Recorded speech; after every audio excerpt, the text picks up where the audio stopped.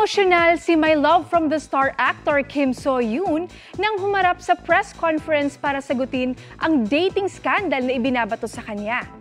Giit ng aktor, hindi minor at nasa tamang edad ang yumaong aktres na si Kim Se-ron nung nag-date sila. Makichika kay Aubrey Carampel. 저는 고인이 미성년자이던 시절 교제를 하지 않았습니다. Umiiyak na nagpaliwanag ang Korean actor na si Kim So-yeon sa gitna ng kontrobersya kaugnay ng pumanaw na aktres na si Kim Se-ron. Kabilang sa mga alegasyon laban sa aktor ang umano'y panggugroom o pakikipagrelasyon kay Se-ron noong 15 years old ang aktres, 16 years old ang age of consent sa South Korea. 그리고 고인이 저의 외면으로 인해 Sa unang pagharap ni So-yeon sa press conference, inamin niyang 1 taon silang nag-date ni Se-ron 5 years ago, pero hindi na raw underage noon ang aktres. Humingi ng paumanhin si So-yeon dahil marami raw ang nasasaktan dahil sa issue. 죄송합니다.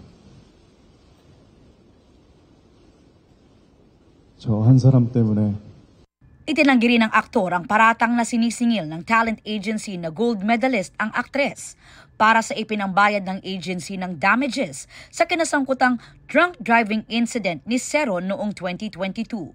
Hindi anya totoong pinipressure ng agency si Se-ron na nauwi sa pagkamatay ng aktres. Dating talent si Se-ron ang gold medalist na pag-aari ni So-yeon.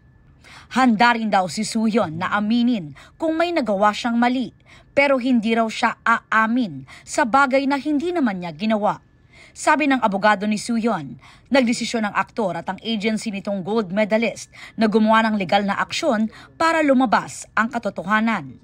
Nag-file na rin sila ng criminal complaint and civil lawsuit laban sa pamilya ng yumaong aktres, pati na sa YouTube channel na Hoover Lab Inc. Hindi na tumanggap ng katanungan mula sa media ang aktor. Aubrey Carampel, updated sa showbiz happenings.